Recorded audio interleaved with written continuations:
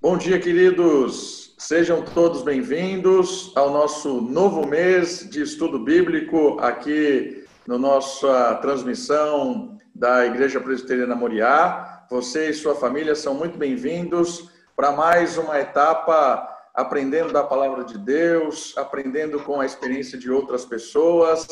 Nesse mês de agosto, nós estamos programando uma atividade muito legal. Nós vamos ter convidados, e você já deve estar vendo que a nossa transmissão hoje tem convidados. E eu vou deixar que a Daila depois apresente a nossa convidada de hoje, mas sempre nós vamos transmitir agora em agosto, eu e a Daila, como você já está acostumado. A gente vai convidar alguém da igreja. Hoje o nosso convidado é o presbítero Alisson, para compor a nossa transmissão, a nossa bancada virtual, e também para receber pessoas que têm experiência em alguma área muito específica. Porque nós estamos trabalhando esse mês com o tema de disciplinas espirituais, e disciplinas no sentido de práticas. E não queremos que esse mês seja algo extremamente teológico, teórico, longe de nós. Ao contrário, nós queremos ouvir pessoas que têm tornado a disciplina cristã, a disciplina eclesiástica, a prática de vida cristã, algo do seu dia a dia, do seu cotidiano. Por isso, nós estamos convidando pessoas que vão, de alguma forma, nos dar sugestões, vão nos mostrar o seu dia a dia, vão comunicar com a gente, vai trocar essa sua experiência com a gente, para que a gente possa ter um tempo bom de aprendizado e ouvir experiências. Sempre é muito legal no nosso crescimento diante de Cristo. Muito bom dia, Daila. Vou deixar que você apresente a nossa convidada de hoje. Bom dia, Davi. E bom dia, o Senhor use Alisson. cada momento aqui para que seja bênção. Bom dia. Amém. Bom dia, Beth. Bom dia. Bom, nós estamos, como o Davi falou, estudando as disciplinas, né? O que são disciplinas espirituais? De forma geral, são práticas que o cristão adota no seu dia a dia para formar o caráter de Cristo nele. Então, são práticas como oração, a leitura da Bíblia, o estudo da palavra, doação, jejum, confissão de pecados, tudo que a gente vem trabalhando aí ao longo do ano, por meio dos livros de Salmos e Lamentações.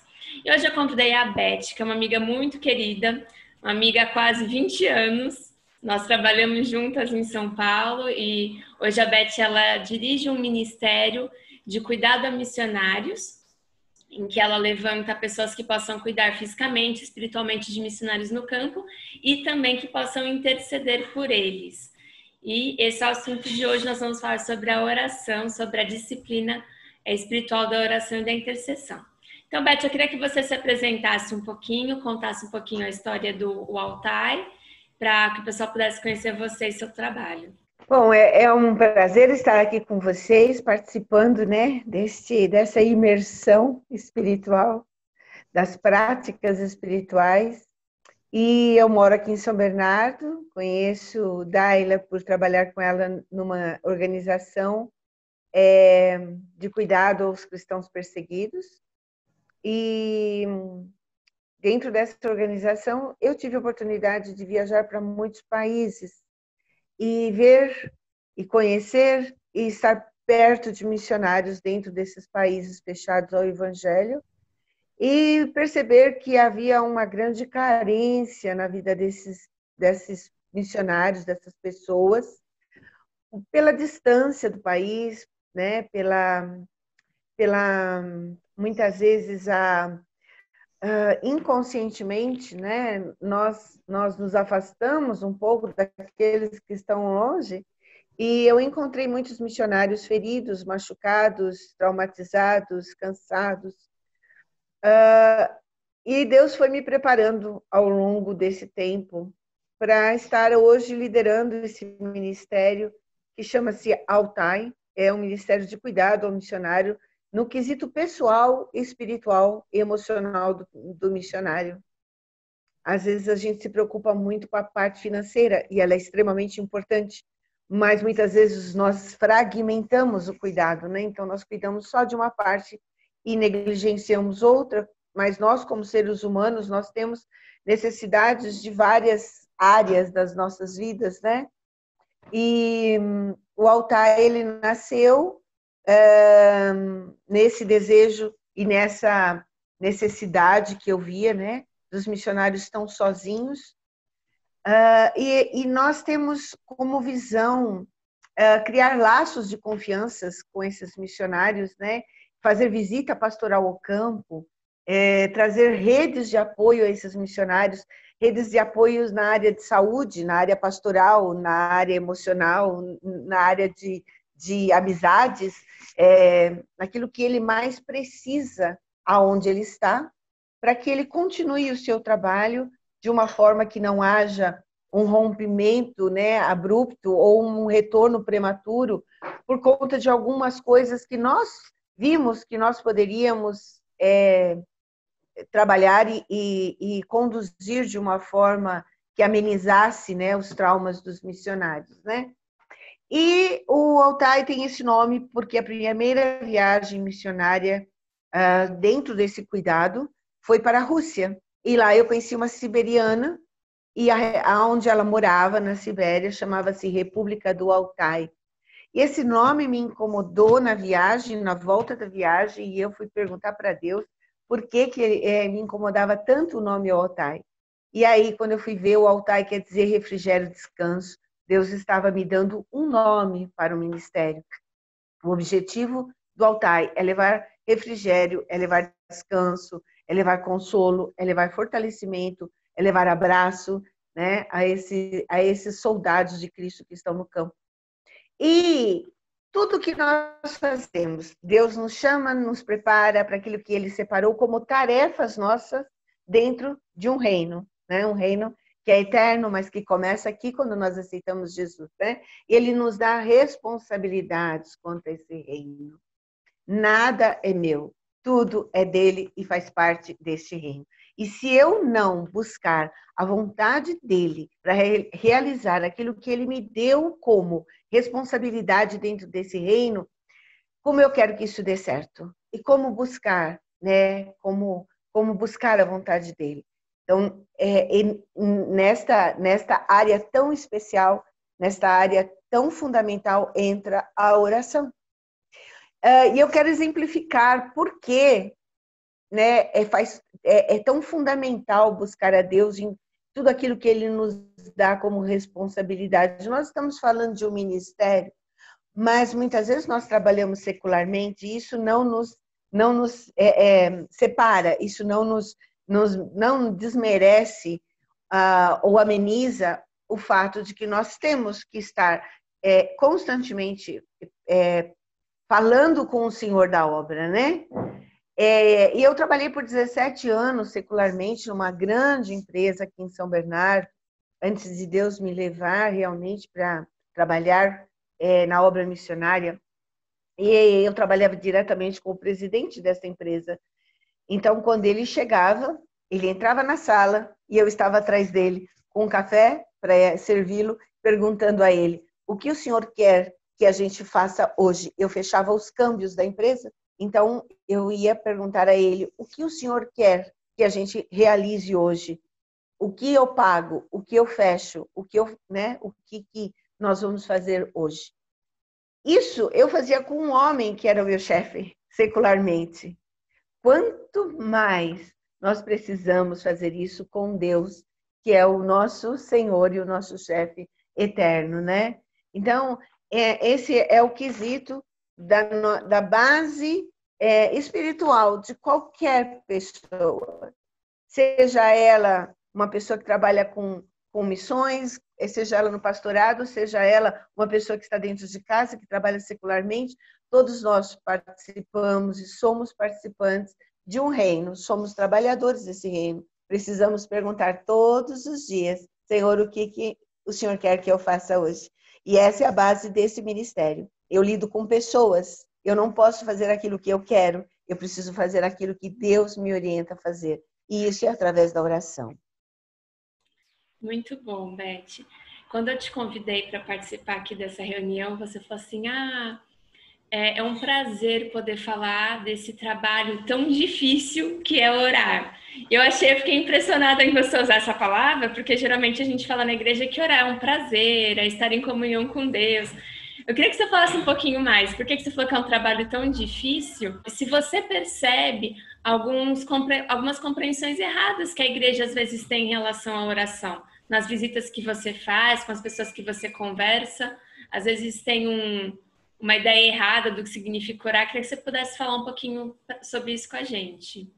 Orar é a coisa mais difícil que existe. Se fosse fácil, nós já estaríamos vencendo todas as batalhas, né? Eu tenho até uma frase ou um texto do próprio John Bunyan que fala sobre como é difícil orar, né? E ele fala assim: eu posso falar por experiência própria sobre a dificuldade de orar a Deus como eu devia, pois quanto ao meu coração, quando eu saio para orar, eu descubro tanta relutância em ir a Deus, e quando estou com Ele, tanta relutância em continuar ali, que muitas vezes em minhas orações eu sou forçado a primeiro implorar a Deus que Ele tome o meu coração, coloque diante de Cristo, e quando eu estiver ali, que Ele continue ali. Então, nós falamos, né, da importância da oração, e eu acho que a oração ela tem muitas vertentes, muitos cernes, mas oração é relacionamento. Me relacionar com você que eu estou vendo é tranquilo, né? Mas me relacionar com alguém que eu não estou vendo, que eu não ouço, e que de repente eu acordo de manhã e falo, tenho tanta coisa para fazer, né? E a nossa atitude é de ser ativo, de ir para a ação, né? Nós gostamos de agir, nós achamos que a nossa ação vai mensurar o resultado do nosso trabalho, e a oração não, né? Então, a oração é algo que realmente muito difícil, porque nós não temos essa visão de que a oração é uma ação, tanto que o nome já é, né? Oração, né? Orar, ação. Quando nós oramos, nós estamos verdadeiramente fazendo uma ação no mundo espiritual, no mundo invisível, mas que se torna real quando nós começamos a nossa prática do dia a dia. E também tem o lado espiritual, né, Daila? A gente sabe que é uma luta da carne, né? A carne gosta de coisas boas, de prazeres, de tranquilidade, de conforto, e muitas vezes orar não é confortável. Então, sim, a oração não é fácil, a oração é uma luta, a oração é uma prática, a oração é uma disciplina. Mas eu acho que é por isso que Paulo usa tanto os exemplos de um atleta, né? Para você ser um atleta, eu fico imaginando, né? Acorda de madrugada, vai exercitar no frio, na chuva, né? Vai forçar o físico a ter uma atitude de disciplina, mas quando recebe o troféu, né? Tudo aquilo valeu a pena. E a oração no nosso dia a dia também é assim. É uma disciplina, é difícil, não é fácil. Muitas coisas querem interferir, mas quando nós vencemos essa disciplina, nós percebemos o quanto ela é tudo que nós precisamos durante o nosso dia. Tudo, né? Então, é por isso que eu digo que é uma tarefa difícil. Falar de oração e orar é uma tarefa difícil, mas é uma tarefa que faz parte da nossa vida com Deus.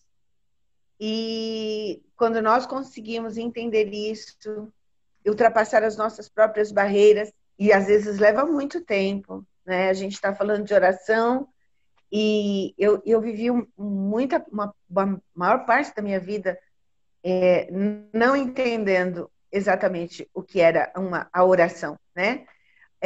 Então, ela exige prática, ela exige disciplina, Daila. Bom dia, Beth, tudo bem? Tudo bom, Paz? Eu queria que você passe para a gente como é o seu dia e como ele encaixa a oração. Como é que você... conta para nós como é o seu dia de oração. Tá. Olha, eu vou contar para você como é meu dia de oração, mas antes de contar como é meu dia de oração, eu vou contar um pouquinho como Deus me ensinou esse dia de oração. quando o Senhor começou a mover o meu coração, me direcionando realmente para uma vida ministerial, eu não sabia orar. Eu sabia orar aquilo que a gente sabe orar, né? Mas uma coisa eu sentia, o Senhor me tirou desta empresa onde eu trabalhei 17 anos. E eu fiquei 2 anos e meio no silêncio de Deus. Eu sabia que Ele tinha me tirado para um propósito, mas Ele ficou 2 anos e meio em silêncio. Nesses 2 anos e meio eu passei muita angústia, muitos altos e baixos, porque eu falava, será que eu não entendi nada? Será que o que eu ouvi não era verdade, né? E eu, nesse tempo, no final desse tempo, eu tive que arrumar um emprego provisório para terminar de sustentar, né, o que eu precisava. E eu lembro que eu ia para São Paulo e eu via muita coisa, muita gente na rua, muito pedinte, muito mendigo, muita criança. E eu chegava, tanto no trabalho lá quanto na minha casa, e eu chorava muito no carro, que eu falava, o que eu posso fazer com tudo isso, né? E aí um dia eu falei para Deus no carro, falei, olha, eu não quero ver mais nada. Eu não quero saber de mais nada que me entristeça, porque eu não posso fazer nada. Eu só estou me angustiando. E eu ouvia uma voz, né, aquela que a gente sabe que é a voz do Espírito Santo, dizendo, você não pode, mas eu posso.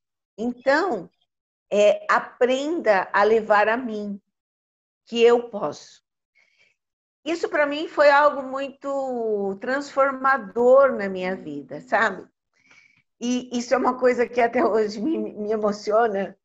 Eu peço desculpa, mas me emociona. Porque daí nasceu a consciência de que muitas vezes nós não oramos porque nós achamos que nós temos que agir. E quando nós não conseguimos, nós não fazemos nada. Nós não temos assim a noção de que a oração é como se nós estivéssemos realmente fazendo. Quando nós estamos orando, Deus nos leva com Ele a fazer as coisas que Ele vai fazer, né? E o meu dia, então, começa assim. A primeira coisa que eu faço é dizer a Deus, né? Antes que o meu dia se agite demais, eu preciso estar com o Senhor. E eu entro no meu quarto, um quarto que eu tenho, que é um quarto que eu chamo quarto de guerra. E então eu vou estar com o Senhor. E às vezes eu penso, né, como é difícil, porque eu sei que tem tanta gente me esperando para falar hoje comigo. Eu tenho tanta coisa para ver, mas esse momento com Deus, para mim, é muito prazeroso, para mim é muito especial. Eu ouvi uma vez uma matéria de um jornalista com a Teresa, Madre Teresa de Calcutá. Eu admiro muito essa mulher. Ela era realmente uma mulher de oração. E ele perguntou assim para ela, é verdade que todos os dias, às 6 horas, de madrugada, a senhora vai para a capela e fica até às 6 horas da manhã orando? Ela falou, é. Aí ele falou assim, mas todo dia? Ela falou, sim. Aí ele falou assim, mas o que a senhora tem para falar tanto com ele? A senhora fica mais de 2 horas lá, todo dia. O que a senhora tem tanto para falar com ele? Aí ela olhou para ele e falou assim, às vezes nada. Aí ele falou assim, mas a senhora vai lá para não falar nada? Ela falou, às vezes eu não tenho nada e às vezes eu não quero falar nada. Aí ele falou assim, mas então por que a senhora vai? E ela respondeu, porque ele sabe que eu estou lá. Então, esse momento para mim é exatamente isso, sabe? É de entrar no meu quarto, começar no meu dia e falar, Senhor, eu sei que o Senhor está aqui, o Senhor está me esperando para que nós possamos conversar, para que o Senhor possa me instruir nesse dia, para que eu me sinta em paz nesse dia, para que as angústias do dia a dia não me perturbem de tal maneira que eu perca o meu equilíbrio. eu cuido hoje de 18 missionários. Eu faço a mentoria de 18 missionários, todos com problemas. Eu preciso dessa paz que só Ele pode me dar todos os dias. Então, a minha rotina de oração começa logo de manhã e ela se estende ao longo do dia. Mas aquele momento onde eu estou lá só para isso, como eu estou aqui agora, eu estou aqui para estar nesse momento falando com vocês, falando com a igreja. Esse é o momento que nós agendamos, né? É assim o meu dia com Deus, como começa o meu dia com Deus. A minha primeira agenda tem que ser diante daquele que é o meu Senhor. Eu queria saber como é a sua oração, Beth. O que você fala, né? Porque me ajuda nisso. Às vezes eu tenho uma pessoa que eu sempre visito, é uma senhora da igreja, e ela fala assim para mim: Davi, eu não sei orar. Né? E aí eu fico às vezes, como que eu vou ensinar alguém a orar, né?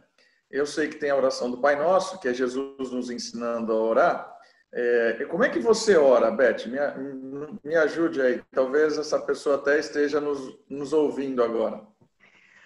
Olha, pastor, uma coisa que eu tenho aprendido com Deus, e eu passei por isso. Eu também não sabia orar, eu não sabia o que falar na oração. Quando a gente começa a oração despretensiosamente de nós, né? Porque nós oramos muito olhando para nós, não é? A minha casa, o meu filho, meu trabalho, né? Quando nós entramos despretensiosamente para adorar, sabe? Adorar. O Espírito Santo começa a nos levar a saber como orar. Né? Isso não acontece assim, né? Ele vai fazendo. Então, assim, o meu tempo de oração nunca começa sem adoração. Nunca. E é uma adoração espontânea, sabe? Aquela adoração, assim, que às vezes a gente não faz nem na igreja, porque alguém vai olhar, né? E vai achar que você está ficando meio biruta. Mas a minha adoração é muito espontânea com Deus, sabe? Eu sei que Ele está lá. E se Ele está lá, eu fico imaginando, se eu chegasse diante dEle, agora no céu, eu queria adorar como os anjos adoram. Então, por que eu não posso adorar aqui, né? Porque eu não posso começar no meu tempo de oração exatamente na adoração. E é na adoração que eu começo. Às vezes, eu assim, como é que eu vou explicar? Quando a igreja perseguida me ensinou a sentir a dor deles, me ensinou a olhar para o meu próximo, e o meu próximo pode estar do meu lado, como o meu próximo pode estar na Coreia do Norte. Quando o Senhor me trouxe nessa vivência da oração, eu fiquei 2 anos nessa disciplina de oração e eu conheci o Ministério da Portas Abertas, que trabalha com a igreja perseguida, ao qual eu servi 12 anos. E eu aprendi a amar os meus irmãos na Coreia do Norte, eu aprendi a amar os meus irmãos que estavam presos, eu aprendi a amar os meus irmãos que não tinham liberdade, e eu aprendi com isso a amar aqueles que estão na rua, aqueles que têm necessidade, aqueles que estão angustiados, aqueles que estão doentes, aqueles que estão mais abatidos, e nisso você encontra uma oportunidade linda de estar com Deus, se esquecendo de si mesmo e olhando para as necessidades dos outros. E quando você vê, você olha e fala, eu não tenho necessidades, o Senhor está suprindo todas. Eu não tenho mais aquela angústia, eu não tenho mais a falta de paz, a falta de paz. Eu deito e durmo porque o Senhor me faz dormir tranquilo. Por quê? Porque você começa a viver uma experiência com o amor dele. Então, orar para mim são 2 coisas fundamentais. Orar é adorar a Deus e orar é sentir o amor dele por mim. Quando eu sinto o amor dele por mim, eu esqueço do meu amor por mim. Então, eu passo a amar o meu próximo. Quando eu amo o meu próximo, eu começo a ver que eu tenho um caminho na oração por tantas coisas, por tantas necessidades, né? Por tantas pessoas à minha volta. E isso vai fazendo assim, sabe, como se fosse algo aplainado, né? Deus vai aplainando os nossos caminhos na oração. E aí você começa a ter relacionamento com Deus, e aí o Espírito Santo faz você entender e faz você orar aquilo que ele te conduz. Mas isso é uma prática, né? Mas eu diria, para quem me pergunta como começar a orar, começa adorando, sabe? Porque é no meio dos louvores que Deus habita. E se ele habita no meio dos louvores, ele vai vir. E quando ele vem, ele vai descortinando, né? Então, eu acho que é isso o que eu poderia dizer com relação a quem fala que não sabe orar. Não sabe orar, vai adorar, vai louvar, sabe? Vai se prostrar. Eu acho que a prática de nós estarmos de joelhos é uma prática que é um mistério, mas eu sinto uma diferença muito grande quando eu oro de joelho, quando eu oro sentada. Então, ajoelhe, vai adorar de joelho, sabe? Vai cantar louvores, vai dizer aqui palavras de adoração, e eu sei que isso começa a fluir na oração. Agora eu posso emendar minha pergunta aqui, Daila. Ai. Beth, você falou de igreja perseguida, e orar já é difícil, como você disse lá no começo. Orar pelos que estão sendo perseguidos já é difícil. Eu gostaria de saber qual que é a sua experiência em orar pelos que perseguem. Isso é muito interessante. Você sabe, 2 experiências que eu tive. Uma vez, eu lembro que eu soube de uma situação de uma pessoa na Coreia do Norte que foi descoberta como cristão. E assim, foi dizimada toda a família dele de uma forma muito cruel, inclusive as crianças. Eu fiquei com tanta raiva. E eu lembro que eu falei para Deus, por que o Senhor não mata esse homem?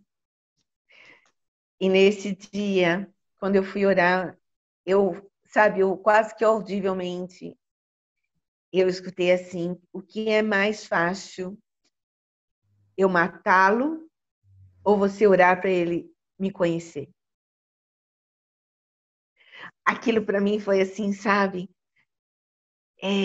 Eu conheci, e assim, eu não tive uma vida, eu nasci dentro da igreja, meus avós são russos, vieram da perseguição, eu tive um fundamento bíblico muito, assim, especial, muito, sabe, uma base muito boa, mas eu não tive uma vida, assim, não foi pronta. Ninguém nasce pronto, todo mundo um dia tem que conhecer Jesus e se entregar. E sabe, entregar a vida. Não é osmose mesmo, né? Mesmo que você nasça dentro de um berço evangélico, né? E quando eu olhei e vi assim, eu podia estar perdida. Eu podia não ter salvação. Eu fiz muitas coisas na minha vida da qual me arrependo diante de Deus. E Deus me perdoou. E aí, quando eu ouvi aquilo, eu me arrependi, porque eu falei, eu vi a salvação, ele também não. Mas o amor de Deus nos salva. Então, eu preciso orar para que ele ou encontre o Senhor, ou que o Senhor realmente conduza a vida dele da maneira que o Senhor quiser. Eu não posso ditar regras, né? E uma outra experiência, e essa não foi diretamente comigo, mas uma das experiências com cristãos perseguidos, uma pessoa do ISIS queimou uma igreja na Nigéria e ela sentiu muito prazer de ter matado tanta gente lá dentro. E ela sentiu tanto prazer que ela voltou um dia na igreja para ver como estavam as paredes negras, né? A destruição total dentro daquele lugar. E quando ela estava lá dentro, ela ele, no caso é ele, ele viu de uma parede preta começar a ficar branca, e a parede ficou toda branca, aquela parede que estava toda enegrecida de carvão, né, queimado, ela ficou branca, e ele se assustou e foi recuando, recuando, e ele ouviu uma voz dizendo, né, você não matou aqueles que estavam aqui, você está matando a mim, a sua falta de amor me persegue. E aí essa pessoa, né, perguntou, quem é você? E a voz disse, eu sou Jesus, e esse é meu povo. Eles estão comigo, mas você não. E nesse momento ele caiu de joelhos e ele se converteu. Então, nós não temos, Deus, a Bíblia e a palavra nos ensina que nós não podemos julgar. Nós não podemos julgar, porque nós não conhecemos a excelência do amor de Deus. Nós nos baseamos no nosso amor. Então, orar por aqueles que perseguem, para mim, virou uma responsabilidade. Porque eu fico imaginando, se a minha oração alcançar um que está perseguindo, e eu encontrá-lo um dia na eternidade, e o Senhor me apresentar e dizer, olha, ele veio aqui porque você orou para que ele se arrependesse e para que ele me conhecesse. Imagina, né? Então, nós temos que orar. É muito difícil quando alguém está perseguindo a nós, né? A gente vive essas situações, às vezes, no emprego, né? E a gente tem vontade de explodir a pessoa, isso é do ser humano. Mas a prática da oração nos faz viver isso também, né? Nos faz ficar mais alinhados com o coração de Deus. E aí fica fácil orar por aqueles que perseguem, que nos perseguem e que perseguem aqueles que servem ao Senhor em outros lugares. Então, hoje, quando eu vejo alguma notícia, né, de grande perseguição, eu fico imaginando, né, dois lados, né, como os cristãos que estavam na arena e os leões comiam, né, essa passagem eu às vezes pulo, porque isso me choca demais quando eu imagino a cena, né, deles sendo devorados pelos leões, mas ao mesmo tempo eu fico imaginando aqueles que vão ser devorados eternamente pelo inferno, né? Então, fica prazeroso pensar que eu estou alegrando o coração de Deus com a minha oração, entendeu? Bom. Muito É bem bom, prático, né? Eu queria ouvir você. Eu me baseei para fazer essa pergunta, tanto em você falar sobre a igreja perseguida, como no texto de Jesus, quando ele está indo para a crucificação e já sofreu um monte de injúria, um monte de coisas que ele não merecia, e mesmo assim ele olha para aquelas pessoas e intercede a Deus. Ó, Senhor, não leva em consideração o que eles estão fazendo, porque eles não sabem o que eles fazem, né? Talvez seja o que a gente tem que fazer com as pessoas que estão ao nosso redor e que fazem coisas que a gente não gostaria que elas estivessem fazendo. E a oração nos faz chegar mais perto, né, do coração de Deus. E aí, como eu disse, fica mais fácil, porque a gente não ora com o nosso amor. A gente parece que é revestido do amor dele, né? E aí fica fácil orar, né? Beth, Legal. eu queria fazer uma pergunta. Ultimamente no altar eu sei que você faz isso, você fazia antes, que você organiza encontros de oração, né? Chama pessoas para interceder por uma situação especial, por uma pessoa especial. Eu gostaria que você compartilhasse para a gente como são essas experiências, porque existe uma coisa que é a gente orar sozinho no nosso quarto, né? O que você falou sobre adoração e tal, você com Deus, você estar lá. Mas uma outra coisa que acho que a gente não pode negligenciar como igreja é a oração coletiva. A gente se reunir para orar, não só como num culto, mas especialmente por situações assim específicas, né? Um problema específico. Queria que você compartilhasse como tem sido a experiência, até se você puder, como você organiza isso, se você convida todo mundo que quer, se você convida pessoas específicas, como é que você faz? Tá bom. Beth, antes de você responder, eu queria emendar nessa questão, porque pensando em termos de igreja, porque normalmente a gente faz reunião de oração para cumprir tabela, né? Então você tem que fazer a oração, porque senão alguém vai encher a paciência, dizendo: a nossa igreja não tem reunião de oração. E aí você faz a atividade simplesmente por fazer, certo? E às vezes a reunião de oração presbiteriana tem 50 minutos de pregação e ora 5 minutos. Então, de oração não tem nada, só tem o nome. Então, de certa forma, a gente poderia pensar também, dentro dessa pergunta da Daila, como que a gente poderia, de certa forma, fazer algo que seja realmente impactante na vida da comunidade? Como isso não ser mera cumprimento de tabela ou alguém ficar enchendo a paciência só para que tenha aquilo, sabe? Eu não vou na reunião de oração, mas eu sei que quarta-feira faz parte do cronograma da igreja. Está lá aberta, um dia se eu não tiver nada para fazer, eu apareço lá. Então, como não cair nisso, né? Entende a questão? Que eu acho que é uma questão bem complicada, pelo menos eu vejo isso dentro da igreja presbiteriana. Olha, eu acho que a oração é uma coisa tão individual e, assim, quando se fala de coletivo, o problema é esse, pastor. Eu acho que nós vemos muito a oração ritual, como um ritual. Da mesma forma que nós, muitas vezes, damos ofertas para amenizar nossa consciência, nós oramos para amenizar nossa consciência de dever cumprido, e a oração não pode ser ritualista, né?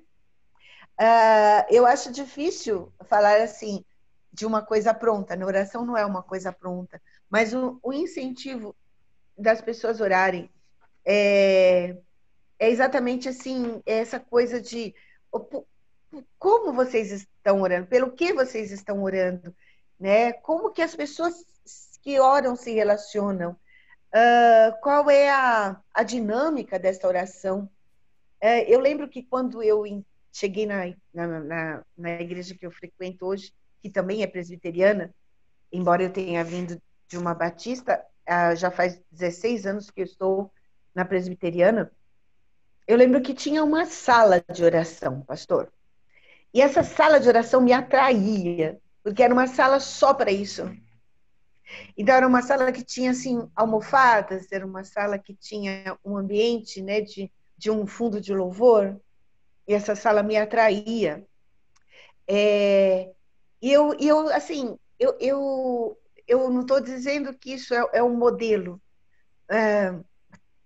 mas essa atmosfera do preparo da oração é muito importante. Porque as pessoas elas chegam com a cabeça cheia, às vezes o filho se desentendeu, está atrasada, tem trânsito, sei lá, N coisas. E às vezes eu falo para Deus, me faz cativa com o Senhor, que a minha mente está, às vezes, voando.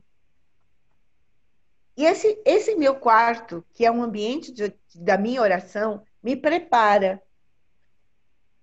Talvez esse preparo seja importante. Talvez as pessoas precisam entender qual é o propósito delas orarem. Vamos orar para abençoar a igreja? Vamos orar para abençoar a sua vida? Vamos orar para abençoar a comunidade? Sabe? Ou então, vamos orar para que a gente sinta a presença de Deus. Enquanto a gente não sentir, a gente não sai daqui.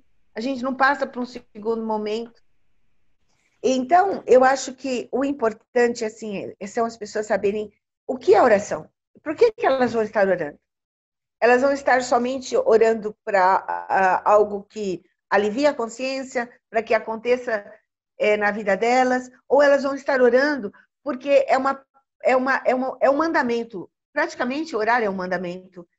E talvez uma dinâmica de uma oração de sentir a presença de Deus. Porque nós oramos sem sentir a presença de Deus. Quando nós oramos, muitas vezes, eu já fui em reunião de oração, até da minha própria igreja, que era um ritual. Eu sabia que eu ia chegar, alguém ia tocar um violão, depois ia distribuir os pedidos de oração, cada um ia orar, não sei por quem, parará, que é válido, tá? Mas assim, olha, nós temos 1 hora. Então, em 1 hora a gente tem que orar por isso. Tá, isso é válido. Mas e sentir a presença de Deus? E buscar essa presença de Deus? Às vezes as pessoas em casa, elas não sabem fazer isso sozinha. Às vezes elas não têm tempo de fazer isso. Por que a nossa dinâmica de oração em grupo tem que ser necessariamente somente pedidos de oração? Por que nós não podemos fazer uma dinâmica de oração de buscar o Deus na oração, de buscar o Senhor, de fazer a presença dele ser sentida, sabe? Como a Madre Teresa de Calcutá, eu vou ficar em silêncio, mas eu quero sentir a presença de Deus, porque senão eu vou estar falando com quem, né? Então, eu acho que desconstruir esse ato religioso que nós somos ensinados. Nós somos ensinados que nós temos que dar oferta, que nós temos que dar o dízimo, que nós temos que orar. Mas e aí? Como que é isso? Se eu não der o dízimo, eu morro? Eu já escutei isso em algumas igrejas. Se não der o dízimo, Deus vai passar um caminhão na sua cabeça. E isso é terrorismo. Se você não orar, coisas ruins podem acontecer? Não. Eu quero orar porque eu quero me aproximar de Deus, eu quero sentir a presença dele. Eu quero orar porque eu quero abençoar o meu irmão, participar das aflições do meu irmão ou participar das alegrias do meu irmão, né? Eu quero orar porque a comunhão da oração, a comunhão da igreja, a unidade da igreja é força espiritual no meio das trevas. Então, será que as pessoas que se juntam para orar, sabem por que elas estão orando? Sabem que elas vão adorar? Sabem que elas vão guerrear? Sabe qual a diferença da oração e do clamor?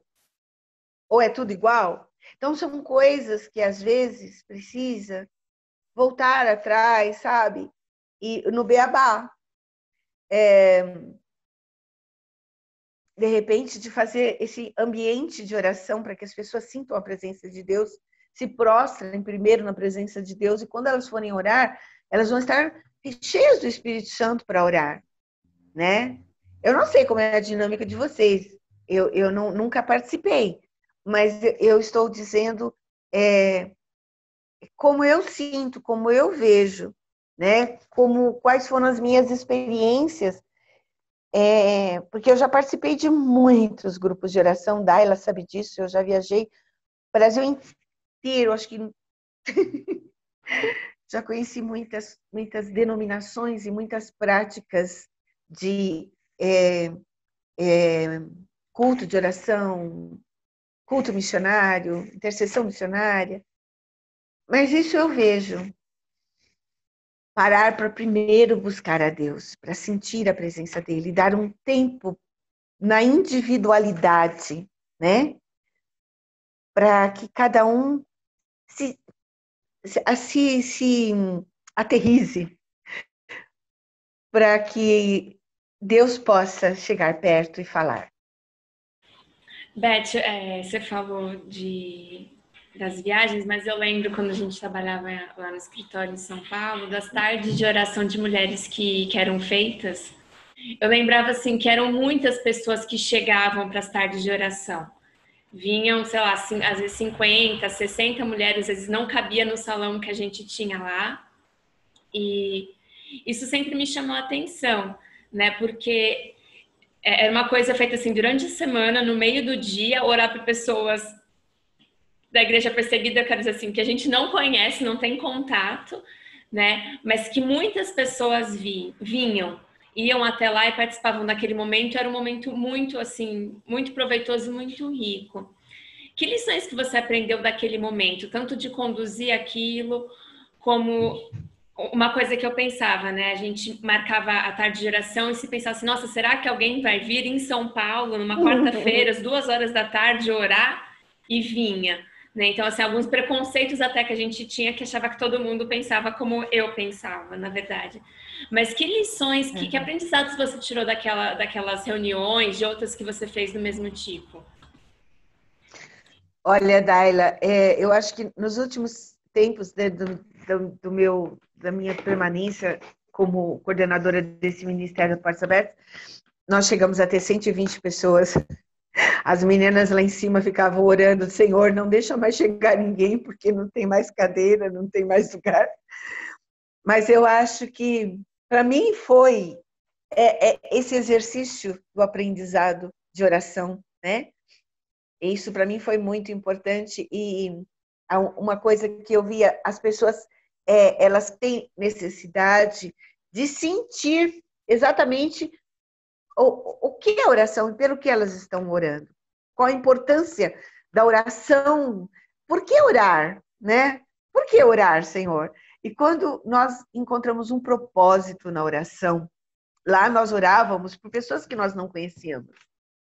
Mas nós orávamos sabendo que o Senhor as conhecia. Nós orávamos sentindo o amor de Deus pelas nações. Nós orávamos sentindo o amor de Deus pela igreja. Nós orávamos sentindo o amor de Deus pelas famílias representadas, né? E isso era o que fazia com que as pessoas desejassem estar juntas. Mas essa prática de oração começava com a adoração. Por isso que eu falo que é muito importante, sabe? Nunca começava por começar, nunca começava pelas necessidades que nós tínhamos de colocar algumas coisas naquele dia, mas começava com buscar a Deus, com sentir a presença dele. Aí as coisas começavam a fluir, né? E uma trazia a outra, porque sentia a presença de Deus e o propósito da oração. Quando nós oramos pelos outros, Deus se manifesta na nossa vida. Nós temos que orar por nós, pela família, nós temos que orar pelas conquistas, nós temos que orar, mas nós não podemos ficar nesse quadradinho de saber que o meu mundo é a minha casa, a minha igreja, meu trabalho e a minha família. A oração é alcançar a plenitude daquilo que Deus é e daquilo que Deus tem. É alcançar nações, é alcançar pessoas que nós não conhecemos, é chorar diante de Deus pelas dores do mundo, é buscar salvação, né? Eu acho que a única oração que Deus realmente nunca deixará de responder. Eu acho que todas as orações a gente pode dizer, será que vai ter resposta? Mas uma oração eu sei que Deus não nega a resposta. É quando a gente pede salvação, né? Então, tem algumas coisas que começam a fazer sentido. E nós começamos a sentir a presença de Deus quando nós oramos segundo a vontade dele.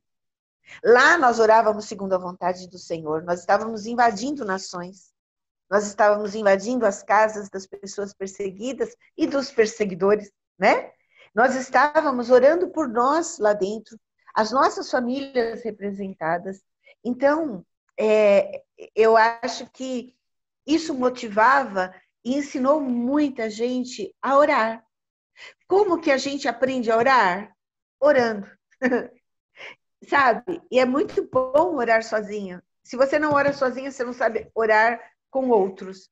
Mas quando você ora sozinho, você também sente desejo de orar com outros, porque essa unidade do corpo de Cristo e a oração juntas, elas são explosivas. Alguma coisa acontece que os nossos olhos não veem, mas a gente sente esse poder, né? O poder espiritual que emana da oração. E isso acontecia porque nós orávamos segundo a vontade de Deus, que era exatamente por aqueles que não podiam, muitas vezes, orar por si mesmos, ou não tinham quem orasse por eles. Quantas famílias, né, Daira?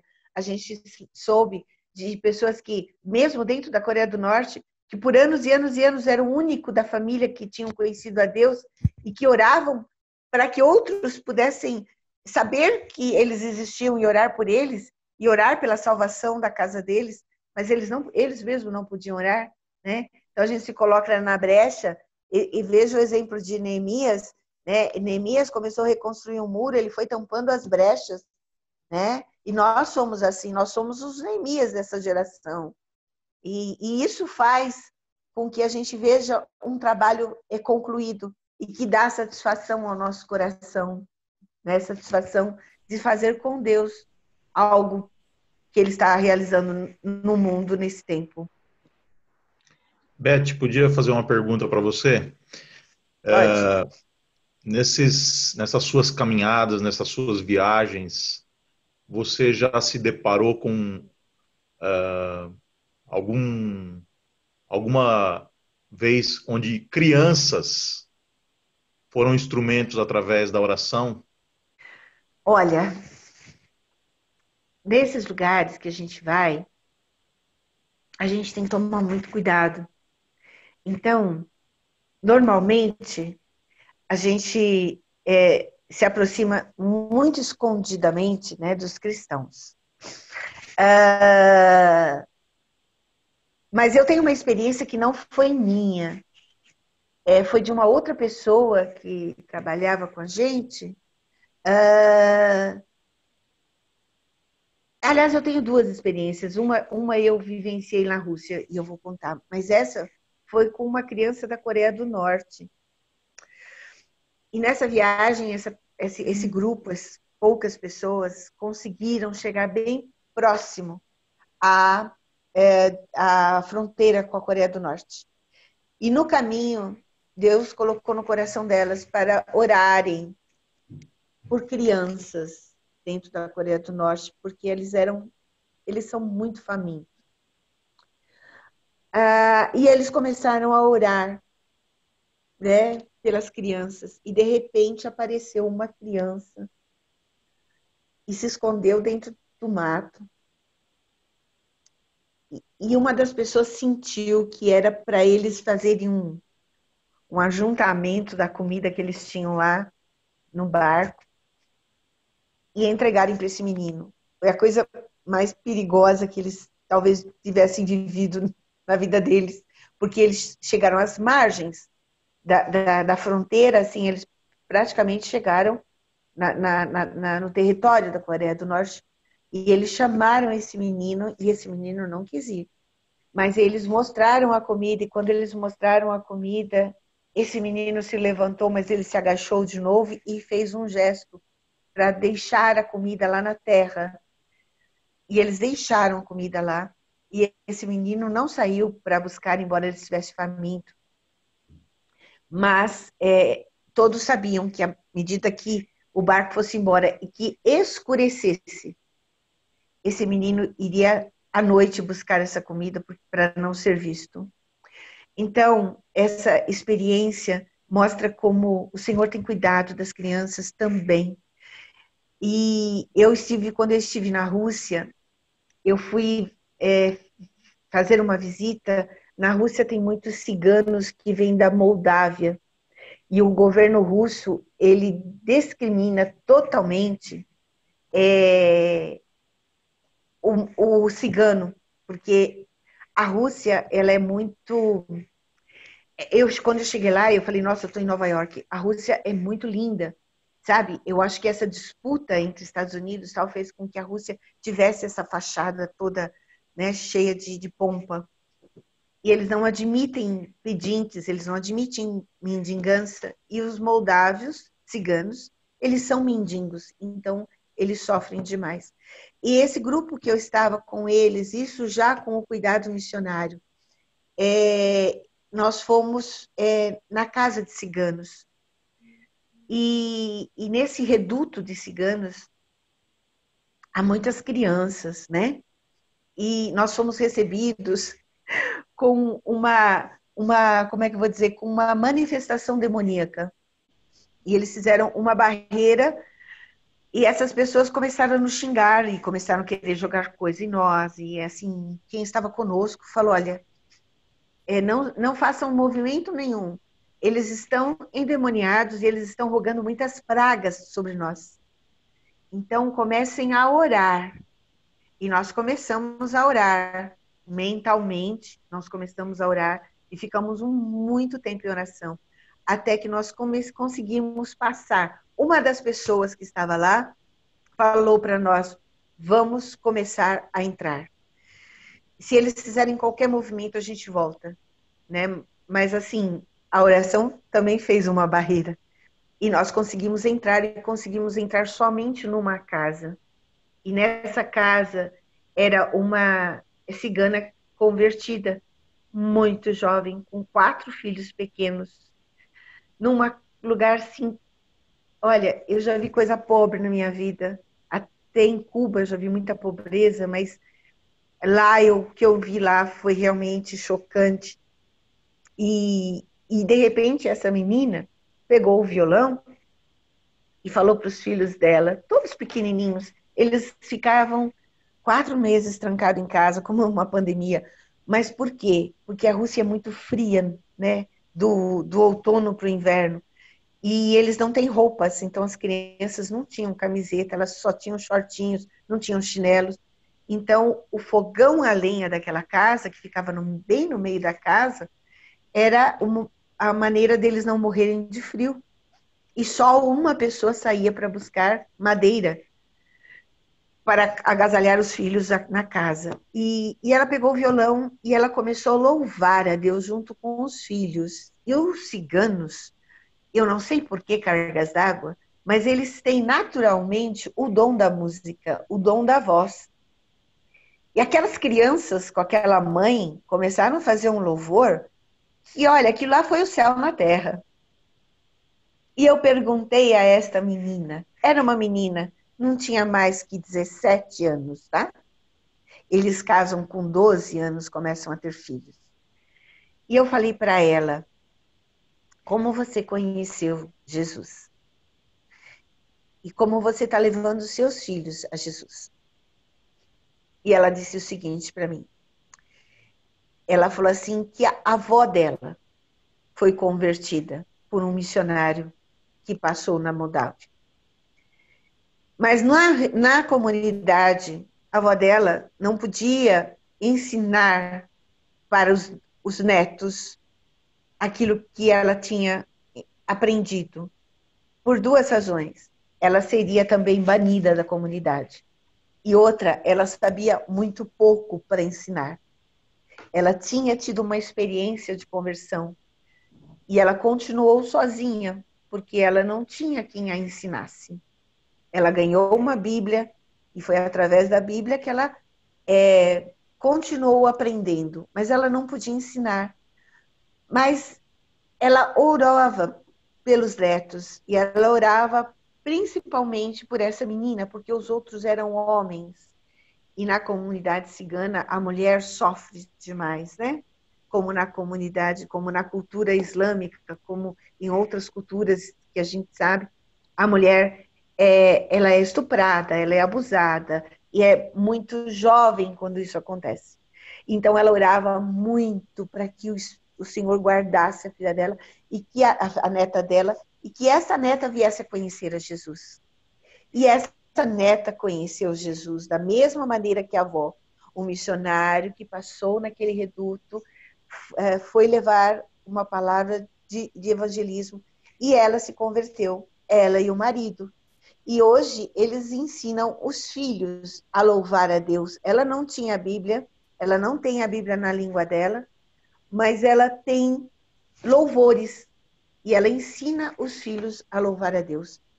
O que nós aprendemos com relação às crianças não são grandes experiências de ter visto, porque eles são separados dos estrangeiros.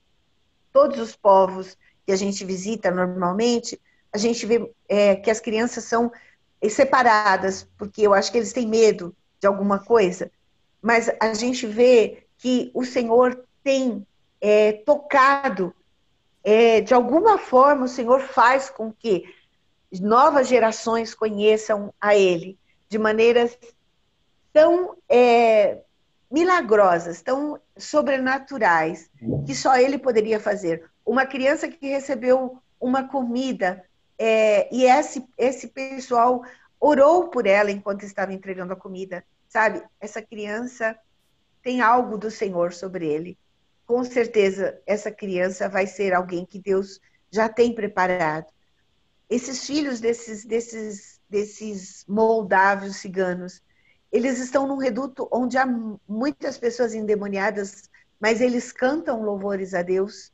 E eu creio que Deus está preparando essas crianças para serem aqueles que vão levar uma palavra de cura, de fé, de evangelismo, de consciência, de transformação através do sangue de Jesus sobre outras pessoas lá dentro. Então, as crianças são um instrumento nesta geração. E é outro motivo de muita oração, sabe? Orar pelas crianças, porque se essas crianças não tiverem oportunidade de ouvir de Cristo, e nós tivermos ainda uma outra geração antes de Cristo voltar, essa outra geração não conhecerá Jesus. Beth, muito obrigada por toda a história, pelo seu tempo, por compartilhar, por aceitar o desafio. Agradeço muito de coração. Para mim foi assim maravilhoso, sem palavras para descrever. Muito obrigada mesmo. Eu fiquei muito feliz de poder compartilhar tudo isso e que o Senhor nos abençoe nessa descoberta desse caminho tão lindo que é servi-lo e estar com ele em oração. Amém. Muito obrigada. Eu vou colocar aqui na descrição do vídeo o seu Instagram, o Instagram do Ministério, se o pessoal quiser conhecer mais, tá bom? E aí, para encerrar, eu quero pedir para o Alisson fazer uma oração pela gente, pela Beth, e depois o Davi dar os avisos finais dele. Beleza. Vamos orar então, irmãos. Obrigado, Senhor, por essa semana que se encerrou, por essa outra que está iniciando. Queremos te agradecer pelo privilégio que tivemos, ó Pai, de conhecer mais uma irmã, a Beth, a qual eu não conhecia. Quero te louvar muito pela vida dela. Quero te agradecer pelo ministério que o Senhor tem dado a ela, pelo amor, pela dedicação, pelo carinho, pelo empenho que ela tem tratado essa sua missão. Suplicar que o Senhor a use, que o Senhor use todos aqueles que estão com ela, que o Senhor use a tua igreja, Pai, e nela todos nós estamos incluídos. Cuida de cada um de nós, dá-nos tempos cada vez melhores de oração, que nós saibamos ser dirigidos pelo Espírito, que nós saibamos reconhecer a nossa necessidade do Senhor, que nós saibamos, ó Pai, reconhecer que só o Senhor pode fazer todas as coisas, como nós vimos em diversos exemplos citados aqui nessa aula de hoje. Obrigado por esse tempo tão especial, obrigado, ó Pai, pela vida da Daila, do Daniel, do Davi, da Kate, da Sofia, ó Pai, obrigado pela minha vida, pela vida da Mônica, obrigado pela vida da Beth, por todos os seus familiares, obrigado pela tua igreja, obrigado pela Moriá, cuida de cada um deles, ó Pai, das crianças, dos jovens, dos anciãos, ó Pai, de todos aqueles que são casados, cuida das famílias, protege cada um de nós, ó Pai, e ensina-nos a estar cada vez mais perto de Ti. Mais uma vez nós te louvamos, te agradecemos em nome de Jesus. Amém. Amém. Amém. Muito obrigado, Beth. Deus abençoe a sua vida, o seu ministério.